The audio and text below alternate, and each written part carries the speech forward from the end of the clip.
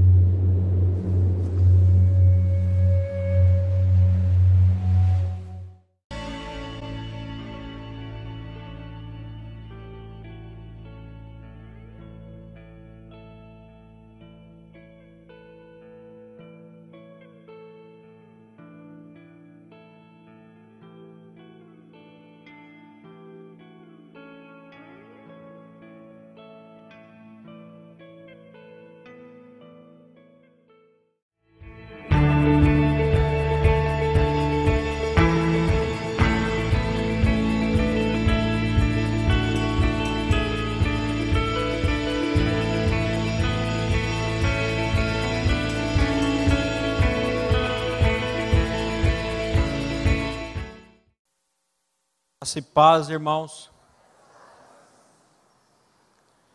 Pastor Glênio está em recuperação ainda da cirurgia.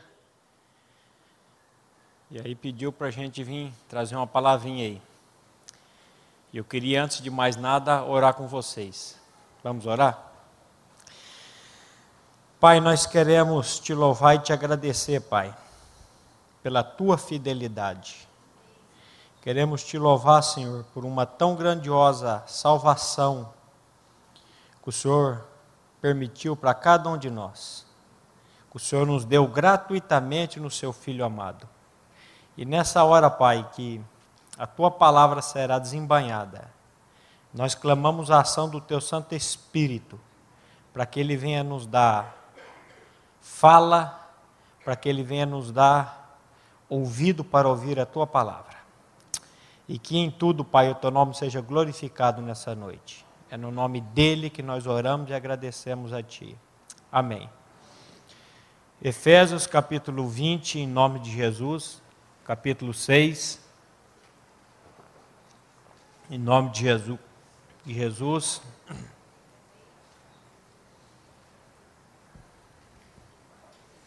Paulo, a partir do capítulo 6 de Efésios, ele está falando sobre a firmeza do cristão.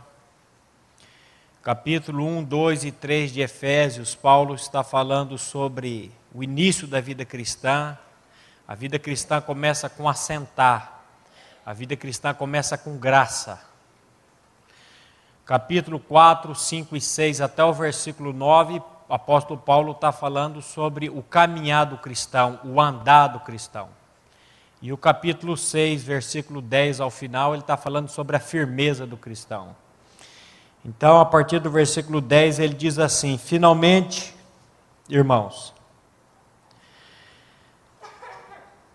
ou quanto mais, sede fortalecidos no Senhor e na força do seu poder, revesti-vos de toda a armadura de Deus, para poderes ficar firmes contra as astutas ciladas do diabo. Porque a nossa luta não é contra sangue e a carne, e sim contra os principados e potestades, contra os dominadores deste mundo tenebroso, contra as forças espirituais do mal nas regiões celestes. Portanto, tomai toda a armadura de Deus para que possais resistir no dia mau. E depois de terdes vencido tudo, permanecer inabaláveis. Estai, pois, firmes, tendo cingindo-vos com a verdade, e vestido-vos da couraça da justiça. Calçai aos pés com a preparação do evangelho da paz, embraçando sempre o escudo da fé, com o qual podereis apagar todos os dardos inflamados do maligno. Tomai também o capacete da salvação, que é a palavra... Não. O capacete da salvação e a espada do Espírito, que é a palavra de Deus, com toda oração e súplica, orando em todo o tempo, e para isto vigiando com toda perseverança e súplica, e por todos os santos, e também por mim, para que me seja dada no abrir da minha boca, a palavra para com intrepidez fazer conhecido o mistério do Evangelho. O Evangelho sempre foi e sempre será um mistério. Quando o Mantovani disse aqui agora que há uma necessidade que o Espírito de Deus revele o Evangelho, é verdade. Sem a revelação do Espírito, engraçado que Paulo disse que o Evangelho é o poder de Deus para a salvação de todo aquele que crê. Qual que é a minha missão, qual que é a sua missão? Proclamar esse Evangelho. Antes de a gente voltar onde paramos aqui, eu quero sempre tratar com a base.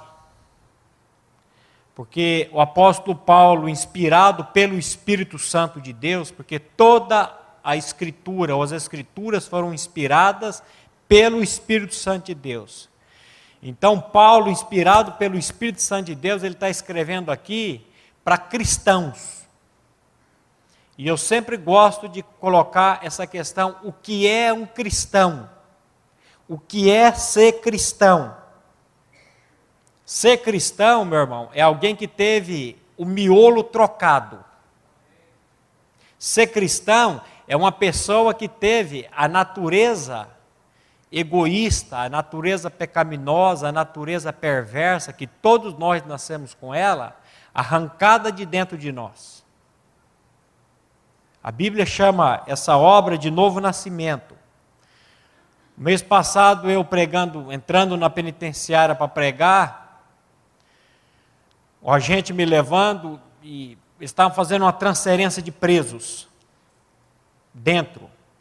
E o rapaz pediu ajuda e o rapaz falou, olha, você não vai poder entrar agora. Eu falei, tudo bem, encostei na parede com a Bíblia debaixo do braço, não pode entrar com iPad, com nada eletrônico lá dentro, a Bíblia de papel. E ele trouxe, o carcereiro, o agente trouxe um preso, deixou, foi buscar o outro. Quando o rapaz me viu com a Bíblia, ele virou para o agente e falou, escuta, deixa eu falar com o rapaz ali. O agente deu uma disfarçada, fingiu que não estava ouvindo. Ele pela segunda vez disse, escuta, deixa eu falar com o moço ali. Ele fingiu que não estava vendo. Na terceira vez, ele me chamou. O rapaz quer falar com você ali. Eu falei, eu já ouvi. Abra a porta e vamos falar com ele. E, meu irmão, eu acho que Deus, o tempo do agente voltar para buscar o outro, Deus deve ter arrumado alguma coisa lá para dentro para ele, que eu fiquei uns 6 minutos falando com aquele moço. E aquele moço, num momento de desespero, ele olhou para mim e falou, meu irmão, o que eu faço para mudar minha vida? Eu já matei, eu já trafiquei, eu já fiz tudo, um moço de uns 25, 26 anos. Eu já fiz tantas coisas nessa vida, o que eu faço para mudar minha vida, pelo amor de Deus? Eu falei, meu irmão, primeira coisa, você não muda a sua vida. Se você está tentando mudar a sua vida, pare de tentar mudar a sua vida, porque você não muda a sua vida. Você precisa ser mudado por Deus.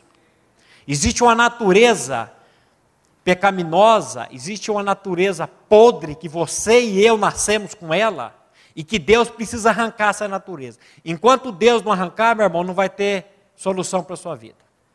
E a boa notícia que eu quero dar para você hoje, é que quando Cristo morreu lá naquela cruz, Ele não morreu sozinho. Ele veio para esse mundo, meu irmão, com o único propósito, tirar o pecado de dentro de nós. João Batista, quando viu Jesus, ele disse, eis o Cordeiro de Deus, que tira o pecado.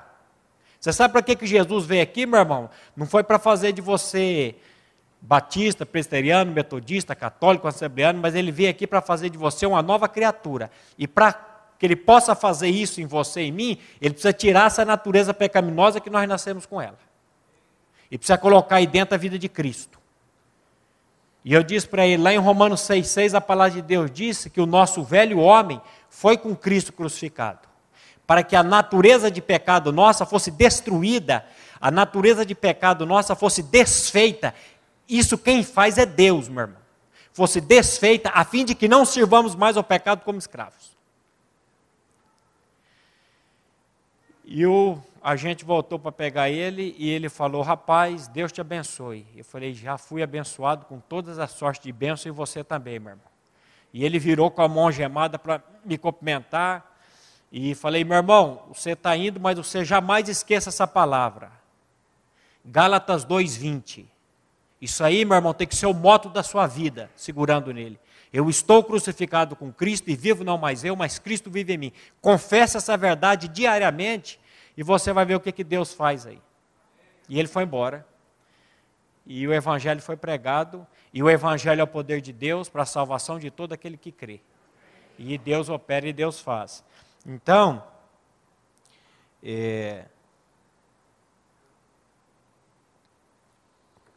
o pastor Glenn, ele fez uma cirurgia no olho, por quê? Catarata, está ficando velhinho. Quando você começa a ficar, você ri, meu irmão, quando você começa a ficar velho, começa a vir uns problemas de fabricação. Então, quem que fez essa cirurgia? Foi ele ou foi o médico? Foi o médico. E a Bíblia diz que Jesus, ele é o médico dos médicos. E essa cirurgia de trocar o nosso miolo, meu irmão, quem faz é Jesus Cristo. Você não faz, eu não faço. Eu gosto muito desse texto de Ezequiel 36, 26 e 27, porque ele é bem claro, e já que eu estou falando de troca de miolo, ele vai falar aí de coração de pedra para coração de carne. Duas realidades bem diferentes uma da outra. Pedra para carne. Ezequiel 36, 26 e 27. Dar-vos-ei coração novo, e porei dentro de vós espírito novo. Tirarei de vós o coração de pedra, e vos darei coração de carne. Porei dentro de vós o meu espírito, e farei que andeis nos meus estatutos, guardei os meus juízos e observeis. Olha os verbos, meus irmãos. Dar-vos-ei coração novo. Tirarei coração de pedra. Vos darei um coração de carne. Porei dentre vós o meu espírito. E farei com que andeis nos meus estatutos, guardeis os meus juízos e os observeis. Você sabe o que chama isso? Evangelho. Enquanto que na religião eu preciso mudar, no evangelho Deus me muda de dentro para fora. E o bisturi que Deus usou, meu irmão, para arrancar esse velho coração, chama-se cruz. Lá na cruz. Quem tinha que morrer lá na cruz era você e era eu. Porque você nasceu condenado. Você nasceu com um coração de pedra. Mas quando ele morreu naquela cruz, ele disse, eu quando for levantado da terra, eu vou atrair todos a mim mesmo. E lá naquela morte, você morreu. Lá naquela morte, eu morri juntamente com ele. Não quero entender isso. Não quero entender. Ouça essa palavra e diga, Senhor, eu não entendo, eu não compreendo, mas se é a tua palavra que está dizendo, cumpra-se em mim segundo a tua palavra. Tem misericórdia de mim. E aí você espera que o Espírito Santo de Deus, ele começa trazendo essa revelação, e aí, meu irmão, é só alegria.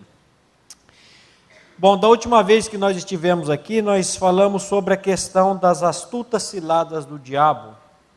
Lembre-se que Paulo está escrevendo para cristãos. E nós começamos a tratar como que o inimigo opera na vida dos cristãos nessa questão das astutas ciladas dele. E nós falamos um pouco sobre a ansiedade e preocupação. O inimigo nos quer ansiosos. O inimigo nos quer preocupado com o amanhã. Porque, meu irmão, se você creu que morreu e ressuscitou em Cristo, o inimigo não pode mais levar você para o inferno, não tem mais como. Mas ele pode agora operar em você, por meio dos dardos inflamados dele, ele pode operar em mim e em você, para que nós entremos agora num estado de ansiedade, de estresse, de preocupação, e não usufruamos daquilo que Jesus disse: eu vim para que vocês tenham vida e vida em abundância. Ele não pode mais levar você para o inferno, mas agora ele vai fazer você sofrer aqui com essas. E nós temos que saber e conhecer, a Bíblia diz para a gente não ignorar os ardis de Satanás, a maneira que ele pode agir. E nós temos que nos firmar na palavra, pedir para que o Senhor nos firme na palavra, e para que nós aprendamos a descansar nessa obra que foi feita por nós, e não andarmos mais preocupados, ansiosos. Falamos um pouco aqui que um dos métodos que ele usa é a pressa. Até citei um autor que ele diz que as ocupações e a pressa são do diabo. Tem um outro psicólogo, psiquiatra, que ele diz: a pressa não é do diabo, a pressa é o diabo. Essa coisa desse mundo hoje, esse mundo é o mundo da pressa, você tem que correr, você tem que fazer. Eu tenho oficina de lataria e pintura de carro, o sujeito me deixa o carro todo arrebentado de manhã e quer pegar de tarde. E aí você se vira. E aí você tem que correr, aí você não pode almoçar em casa, você não pode fazer nada, porque é essa loucura. Então, nós temos que começar a aprender a discernir essas coisas, para que nós, quando Paulo diz, não se conforme, meu irmão, com este mundo. Ele está escrevendo para cristão também, ele está escrevendo para quem já creu. O cristão é aquele que foi desarraigado do mundo. Mas Paulo está dizendo, mas cuidado para que você não se conforme novamente com esse mundo. E entre nessa estresse, nessa ansiedade, nessa preocupação. Meu irmão, o que mais mata hoje no mundo, meu irmão? Coração. A Bíblia diz que a ansiedade do coração do homem lança por terra.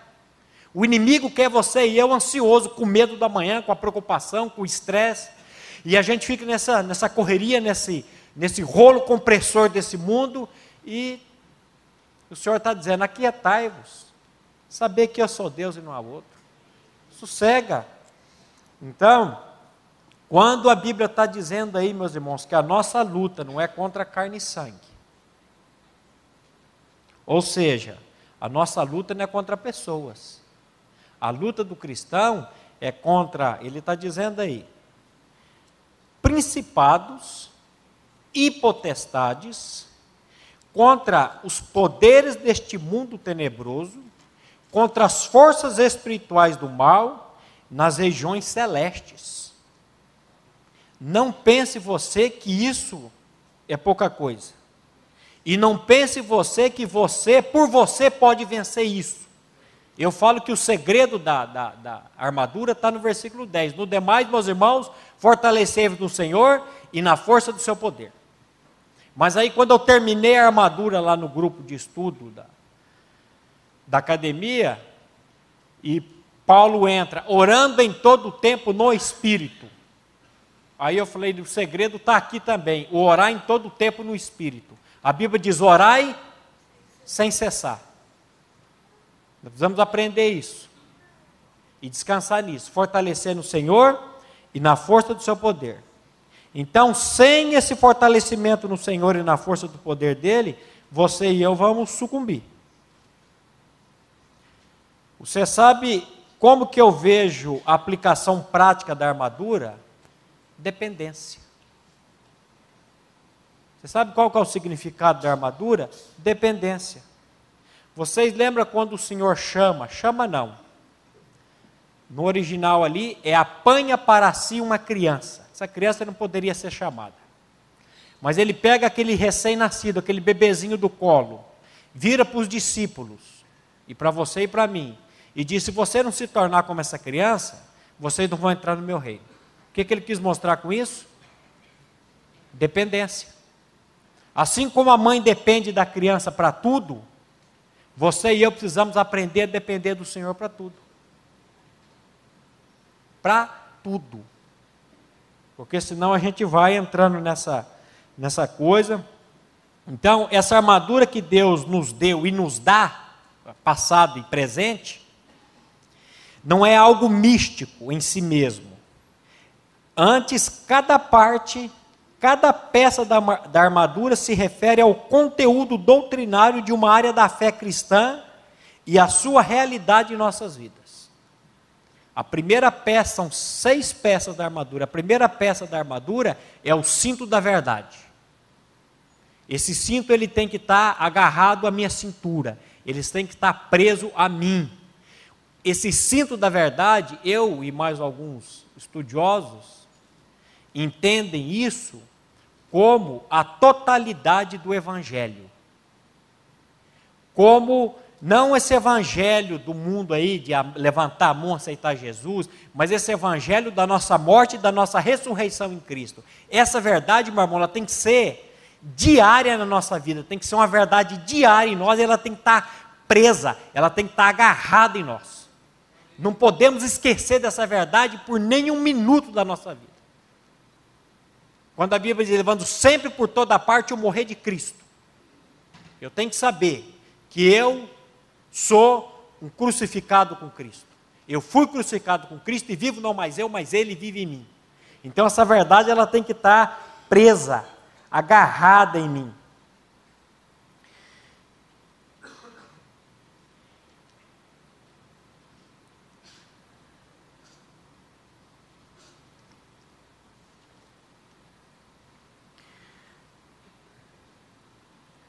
Eu gosto muito de Paulo, não só de Paulo, mas de toda a Bíblia, porque a Bíblia traz um equilíbrio muito grande entre doutrina e vida. Ela dá a doutrina e ela quer mostrar a vida. Nós precisamos entender essa prática dessa doutrina. Como é que eu faço para que isso funcione na minha vida? Isso é uma obra do Espírito em nós, meus irmãos. Então, eu disse aqui da vez passada que o inimigo das nossas almas, ele não nos quer em silêncio diante de Deus. Porque a Bíblia diz, aquietai-vos, sossegai-vos,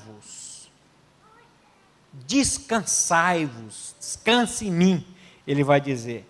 Então, ele não nos quer em meditação, ele não nos quer em oração, ele não nos quer em contemplação diante de Deus. E a pergunta que eu fiz, eu volto a dizer para você, você tem ficado a sós com o teu Deus, meu irmão? Você tem tido tempo para você e Deus quieto? Não estou perguntando se você tem vindo à igreja, se você tem lido a Bíblia, eu estou perguntando, você e eu temos ficado um tempo a sós, quietos com o Senhor? Com Deus? E eu já vou dizer uma coisa para você, o pastor Glenn tem dito muito aqui, o inimigo não nos quer quieto, não nos quer em silêncio diante de Deus.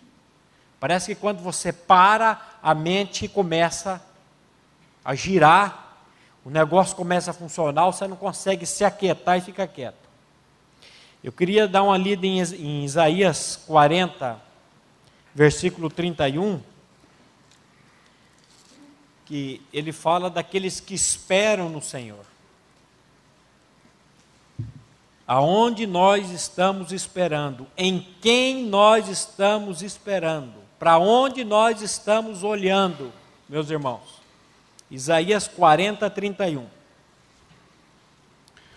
Mas os que esperam no Senhor renovam as suas forças, sobem com asas como águias, correm e não se cansam, caminham e não se fatigam.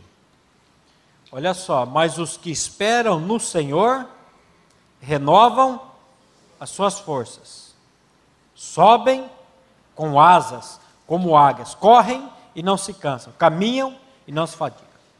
Aonde você e eu estamos esperando? Para onde você e eu estamos olhando? Eu tenho visto muita gente dizendo, rapaz, a crise vem vindo, essa Dilma ganhou, o que vai ser? Eu falei, meu irmão, você depende de quem? Você está olhando para quem? Você está preocupado com o quê? Engraçado que a minha Bíblia diz assim: 1000 cairão ao teu lado, 10.000 à tua direita, mas tu não serás atingido. Por que você não vai ser atingido, meu irmão? Porque o Senhor está contigo. Os que esperam no Senhor, e o Salmo 16:11 também,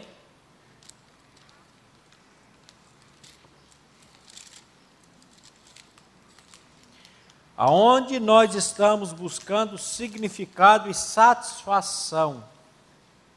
Salmo 16:11. Tu me farás ver os caminhos da vida. Na tua presença, a plenitude de alegria. Na tua destra, delícias perpetuamente. Tu me farás ver os caminhos da vida. Na tua presença, há plenitude de alegria. Onde que há a plenitude de alegria, meus irmãos? Na presença do Senhor. Você tem ficado a sós com o Senhor? Eu tenho ficado a sós com o Senhor? Agora você descobriu e eu descobri porque eu não estou tendo alegria. Por que eu ando cabisbaixo? Por que eu ando me arrastando? Foi tão bom esse final de semana em Cascavel, onde eu e o Mário Rocha estivemos lá, quarto acampamento de homens, falando sobre os 4 ladrões de alegria, da alegria de Filipenses. O que rouba a alegria do cristão? Circunstâncias, capítulo 1 de Filipenses. O que rouba a alegria dos cristãos? Pessoas, capítulo 2. O que rouba a alegria dos cristãos? Coisas, capítulo 3. O que rouba a alegria do cristão? Pré-ocupação, capítulo 4. Uma carta de 4 capítulos, onde aparece 17 vezes a palavra alegria, gozo, contentamento. Uma carta onde Paulo está preso, esperando só um decreto para ser decapitado, ele escreve sobre alegria. Ele diz: alegrai-vos, outra vez digo alegrai-vos sempre no Senhor. Paulo vai dizer assim: alegrei-me sobremaneira no Senhor. Aonde que você se alegra sobremaneira, meus irmãos? No Senhor. Aonde nós temos buscado essa alegria? Em circunstâncias? Em pessoas? Em coisas? E não ficar preocupado? Timóteo, filho da fé de Paulo, está apavorado. Paulo, o que vai ser de nós? O que vai ser da igreja sem você, Paulo? E Paulo fala: tira os olhos de mim, rapaz, coloca os olhos no Senhor. E é uma carta que ele está falando de alegria. Eu acho que é uma carta que pelo menos uma vez por semana, cada um de nós tínhamos que lê-la, para tentar compreender o que Paulo está dizendo ali pelo Espírito Santo. Um homem que disse: o meu viver é Cristo e o morrer é lucro. Hoje, nós vemos a morte como uma coisa terrível. Não vemos a morte como uma partida para estar frente a frente com o meu Senhor. E está ali. Então, meus irmãos, na presença do Senhor, a plenitude de alegria, na sua destra, delícias perpetuamente. A maneira de enfrentar as ciladas do inimigo ou do diabo, em todas as situações, é parar de olhar para o futuro e viver o hoje. Às vezes a gente fica olhando muito para o futuro, e a Bíblia diz, lê, irmão, o Salmo 119, 24, o que a palavra de Deus diz?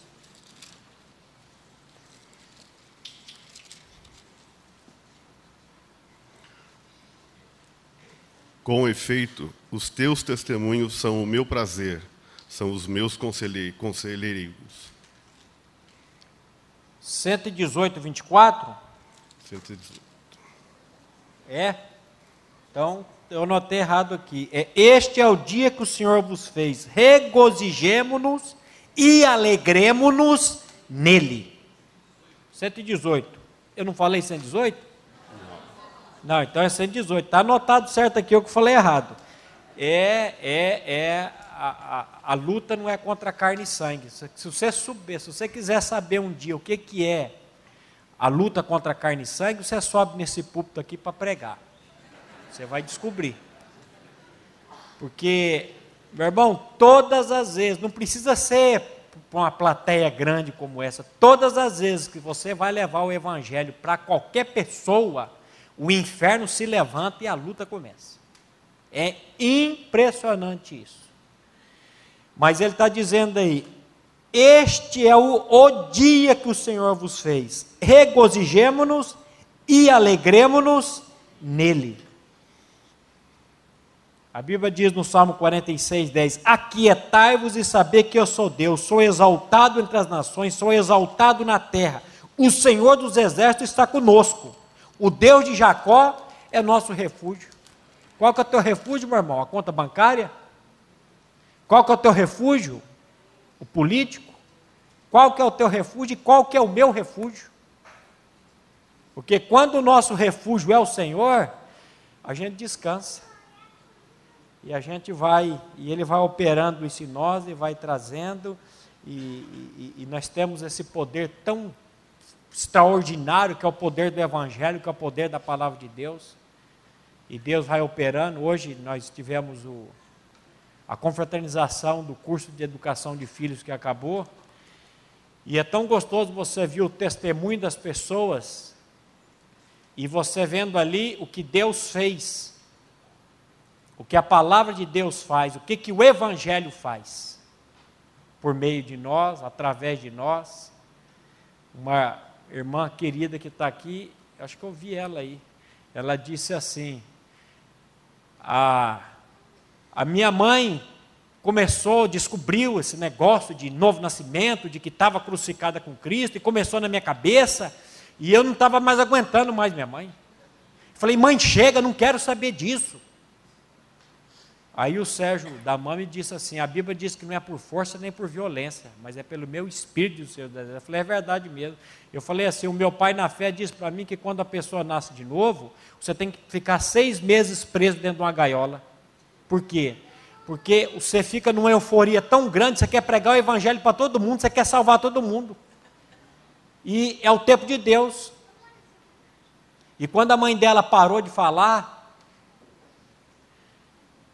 meses depois, ela, por ela mesma, entrou no site da igreja, começou a ouvir as mensagens do pastor Glênio, foi ouvindo, e aí Deus fez a obra. Aí ela foi, o que ela fez? Foi para cima do marido.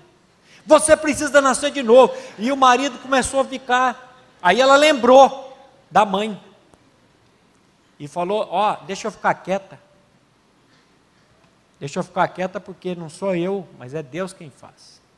E a Bíblia manda a mulher ficar quieta mesmo, e você ganha. Não, está escrito lá em Pedro, 1 Pedro, para que o marido seja ganho sem palavra, observando o vosso procedimento. É aquela história, prega o evangelho, se necessário for, use palavras. Então, as pessoas vão começar a olhar a manifestação da vida de Cristo em nós, e vai dizer, eu quero isso para mim, eu quero essa obra para mim.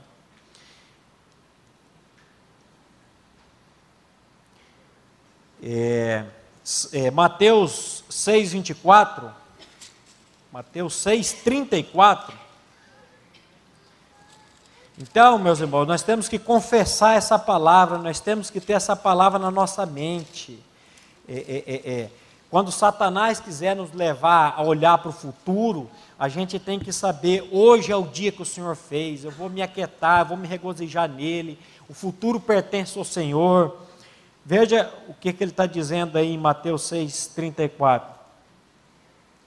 O que Jesus está dizendo aí? Portanto, não vos inquieteis com o dia de amanhã, pois o amanhã trará os seus cuidados. Basta ao dia o seu próprio mal. Portanto, não vos inquieteis com o dia de amanhã. Por quê? O amanhã trará seus próprios cuidados. Basta ao dia o seu próprio mal. Jesus não está dizendo aqui que nós não podemos ser previdentes, mas Ele está dizendo que nós não podemos ser ansiosos. A Bíblia diz, não andeis ansiosos. Ela não diz para você não ficar ansioso. A ansiedade vai vir. Vai vir. Agora, quando ela vem, o que eu tenho que fazer com ela? Lançando sobre ele toda a nossa ansiedade, porque ele tem cuidado de nós. Pega a ansiedade, coloca debaixo do braço e vai passear com ela, que você vai ver o que ela vai fazer com você. Agora, quando a Bíblia diz, lança o teu fardo sobre o Senhor, porque ele te susterá, e ele jamais vai permitir que o justo seja abalado. Não é o justo com a justiça dele, mas é o justo com a justiça de Cristo, a justiça dele. Mas a gente gosta de ficar olhando para a ansiedade, gosta de ficar olhando para o problema, gosta de ficar olhando para o pacote do governo, e para as coisas, deixa eu ficar quieto, porque eu não quero falar mal da Dilma aqui. Ele diz lá no Sermão do Monte, o vosso Pai Celestial sabe que necessitais de todas essas coisas. Ele sabe do que você necessita e do que eu necessito. Ele vai dizer lá, vocês valem muito mais que pardais. Então ele vai cuidar de nós. Nós devemos crer e tomar posse destas e de tantas outras verdades que estão escritas nas Sagradas Escrituras, meus irmãos. Isso Deus está dando para você e para mim. Eu tenho que tomar posse disso e dizer, Senhor, eu quero. Eu tenho que virar para o inimigo e dizer, não vou preocupar com o futuro, não vou ficar preocupado, temer o amanhã. Por quê? Porque eu tenho, o meu Senhor cuida de mim. O meu Deus vai suprir todas as minhas necessidades. A Bíblia diz isso. Só que aonde que ele vai suprir? Em Cristo Jesus. O que significa isso? Que se você não tiver Cristo Jesus vivendo em você, você está perdido. Por isso que ele diz, ele vai suprir todas as nossas necessidades em Cristo Jesus. Esse é o Deus da graça, meu irmão. Esse texto de Romanos 8:32, eu acho ele fantástico.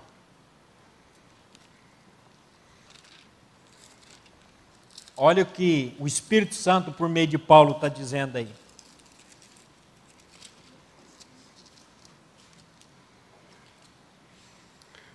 Aquele que não poupou o seu próprio filho, antes, por todos nós o entregou, porventura não nos dará graciosamente com ele todas as coisas? Olha só.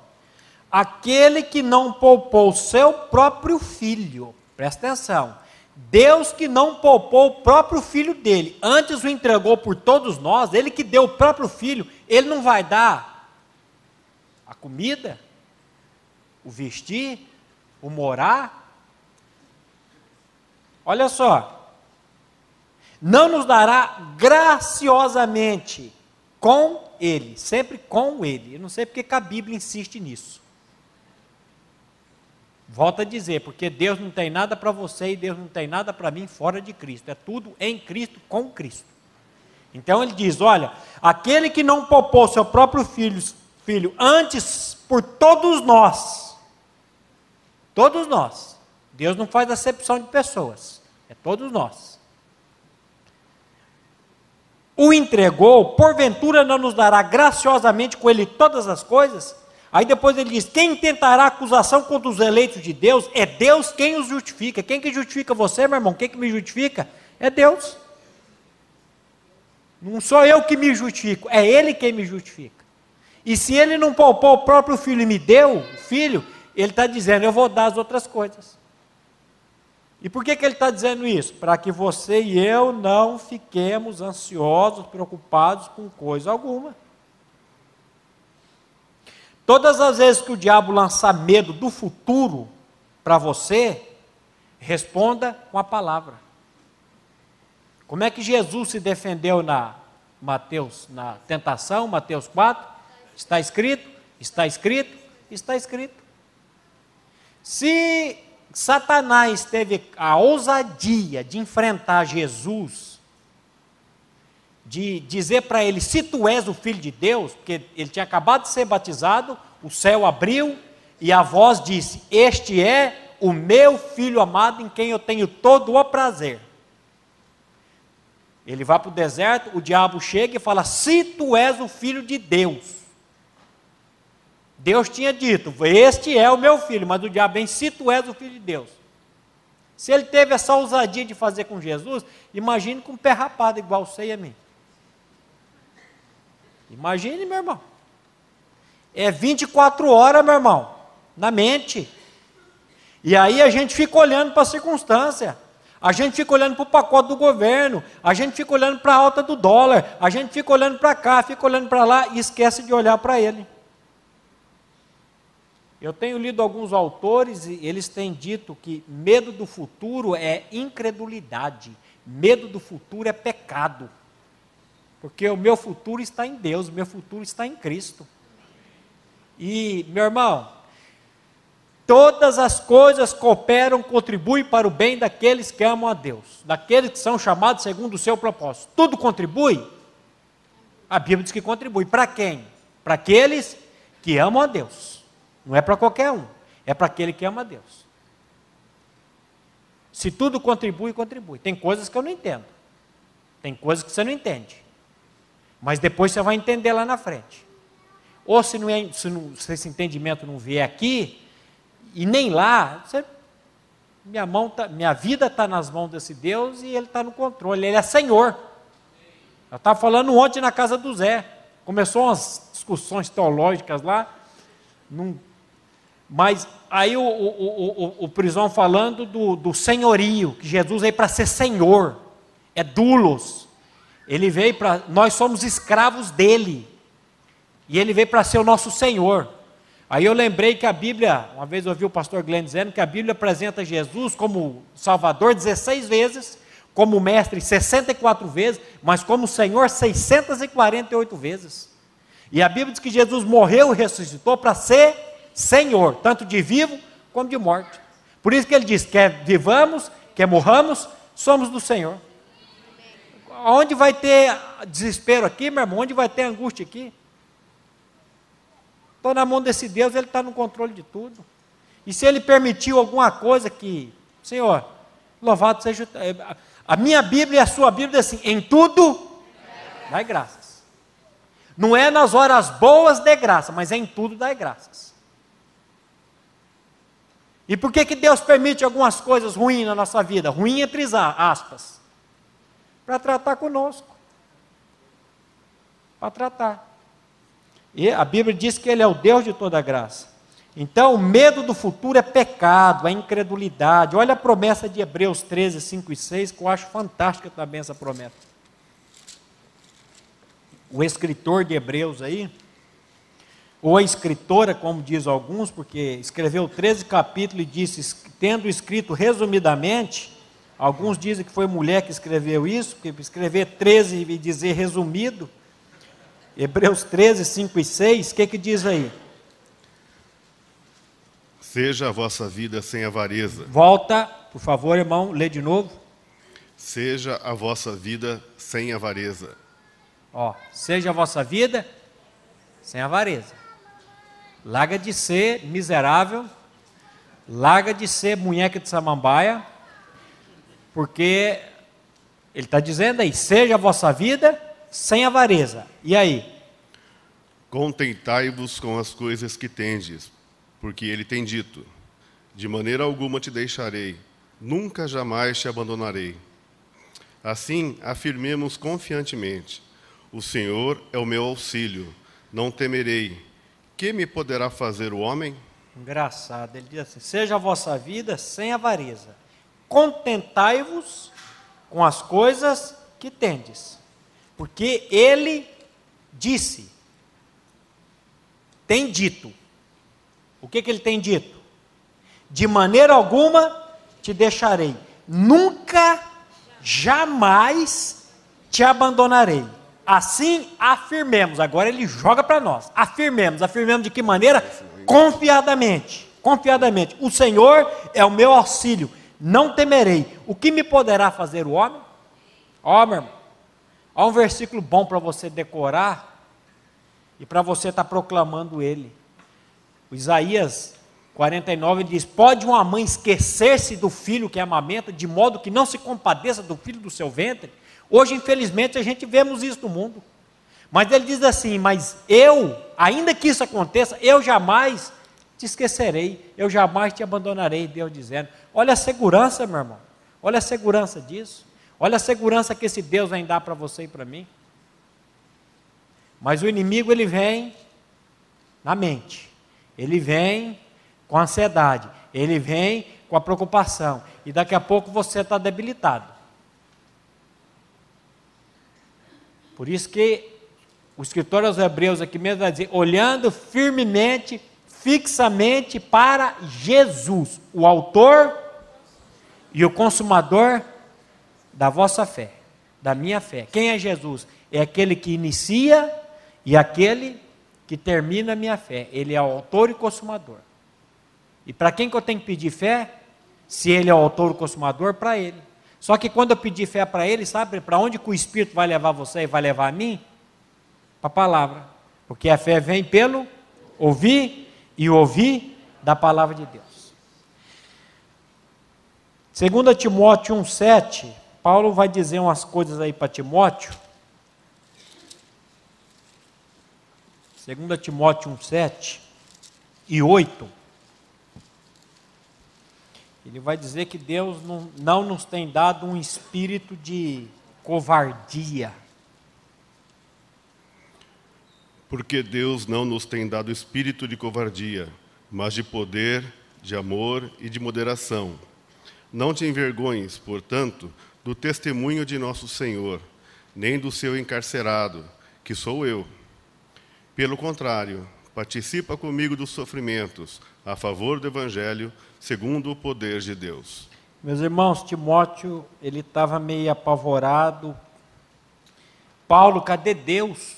Você está aí preso.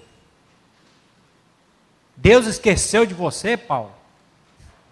Aí Paulo diz, Deus não nos tem dado um espírito de covardia, mas de poder, de amor, de moderação. Não te envergonhes, portanto, do testemunho do nosso Senhor, nem do seu encarcerado, que sou eu.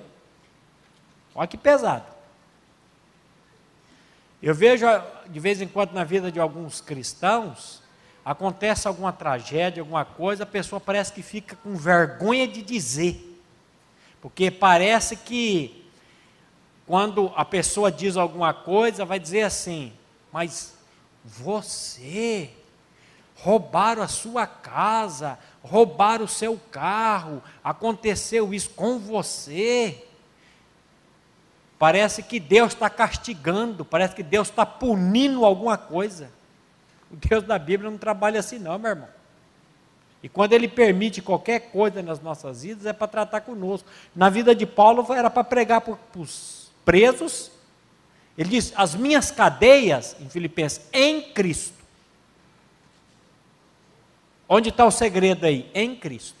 Ele não era preso de César, ele não era preso do Estado, ele era prisioneiro de Cristo. Ele sabia que ele estava naquela situação porque Cristo assim o queria, porque Cristo assim desejou. Então eu sou prisioneiro de Cristo. E ele vai dizer, minhas cadeias em Cristo não foram vãs. Antes, preguei a toda guarda pretoriana e a também os demais. E quando você vai estudar a guarda pretoriana, vai estudar sobre a guarda pretoriana, o que aconteceu com ela lá depois. O testemunho vivo que aqueles homens deram. Porque Paulo estava lá dentro pregando. E por que Paulo estava lá dentro pregando? Porque Deus colocou, porque Deus queria salvar a gente ali dentro. Porque Deus é soberano e Deus é Deus. Ele faz do jeito que Ele quer, quando que Ele quer e na hora que Ele quer. E a glória é dele. Então Ele está dizendo aí, olha, pelo contrário, participa comigo dos sofrimentos a favor do Evangelho, segundo o poder de Deus. O que Paulo está dizendo para ele aí? Para de olhar para o futuro, para de olhar para mim, fica preocupado com o futuro não, se eu for, Deus vai arrumar outro para pregar aí, Deus levanta outro. Às vezes a gente fica preocupado com... Então, o que Timóteo estava negando ali? O poder do Espírito que nele habitava, que nele estava. Ele estava se comportando como se ele não tivesse recebido o Espírito Santo de Deus. E o cristão, meu irmão, ele não precisa se comportar dessa maneira não. Ele não precisa andar cabisbaixo não. Ele não precisa andar se arrastando não. Por quê? Porque nós temos um Deus, e esse Deus, ele Ele nos enche de alegria, Ele vai trabalhando conosco. Ele está dizendo, sofre, pois, comigo as aflições, como um bom soldado de Jesus Cristo, que não tem do que se envergonhar. Então a gente fica nessa incredulidade, a gente fica nesse medo, a gente fica nessas coisas, achando, Senhor, por quê? Por quê? Não é por quê, meu irmão, é para quê? E aí, quem é você para querer inquirir Deus, dizer, Deus, por quê? Eu estava lá no grupo, os irmãos da Sofer, terminei de fazer estudo, almoçando, fui dar uma olhadinha no celular, falando nisso, a minha filha está lá, não está certo. 7 ligações da minha filha, eu falei, em hora dessa, sabe que eu estou em estudo, aconteceu alguma coisa. Pedi licença, liguei, filha, o que aconteceu? Pai, chegamos em casa aqui, portão arrombado, e chamamos o vizinho não entra, chamamos a polícia, estamos esperando a polícia chegar e entrar dentro de casa. Falei, meu Deus. Já lembrei da minha gaveta, onde eu guardo meus cheques predatados, dinheiro, talão de cheque. E já comecei a ficar preocupado, ansioso. Aí, terminei de almoçar, fomos para lá, cheguei, abrir todas as gavetas, as que estavam os cheques, os negócios, estava fechada, tudo lá. A minha filha tinha trocado o telefone, deu dinheiro, um amigo foi para os Estados Unidos, trouxe o telefone estava em casa, abrir todas as portas, menos onde estava o telefone dela. Eu falei, Deus tem uns caprichinhos, cuidado assim com a gente, que às vezes Ele não nos livra do problema, Ele nos livra no problema. E aí, levaram televisão, foram uma coisa rápida. Já acionamos seguro, agora brigando com o seguro, vamos ver o que vai dar isso, precisa de nota, eu não tenho nota de algumas coisas. Mas aí eu fico pensando, meu Deus, eu estava lá pregando a tua palavra e o Senhor nem para cuidar da minha casa. Que negócio que é esse? Por que o Senhor permitiu um negócio desse? Eu não estava fazendo nada de errado, eu estava pregando a tua palavra e o Senhor faz um negócio desse comigo? O que é isso? Aí minha Bíblia diz, em tudo dai graças. Aí o que eu fiz? Vamos orar por esses bandidos. Vamos orar. Pelo menos 2 tem que ser. E começamos nos grupos onde eu vou, eu falei, gente, entrar na minha casa e eu estou pedindo oração para que Deus resgate esses moços. A minha praga sobre ele é que eles nasçam de novo. E a Bíblia diz que a oração do justo tem a sua eficácia. Eu quero pedir com vocês também para estar orando por essas pessoas. Agora eu vou ficar bravo com Deus, vou ficar... Então, às vezes acontecem coisas das nossas vidas para Deus tratar conosco. Para Deus tratar. O mesmo sol que amolece a cera, endurece o barro. A mesma provação na vida de uma pessoa vai deixar ela mais alegre, vai deixar ela dando graça, ou vai deixar ela mais dura. Por quê? Porque é comigo. Porque eu. Mas porque você é diferente de qualquer outro? Você é algo especial? Você é alguma coisa? Então, essas provações é para tratar conosco. A Bíblia diz, olha, não estranhe o fogo ardente que aparece, não. Fica preocupado com isso, não. Mas glorifique a Deus. Se é para dar graça em tudo, dá graça na hora ruim, o ímpio sabe fazer, meu irmão. Quero ver você dar graça na hora que o carro bateu. E se bater, não esquenta, leva na minha oficina que eu arrumo, faço um precinho bom. Deixa, não esquenta. Ah, a mulher bateu o carro, fica bravo. Não fica não, filho, eu preciso viver, filho. Ué... Preocupado com o carro, leva lá, a gente arruma o carro. E não, Deus tem um propósito para tudo.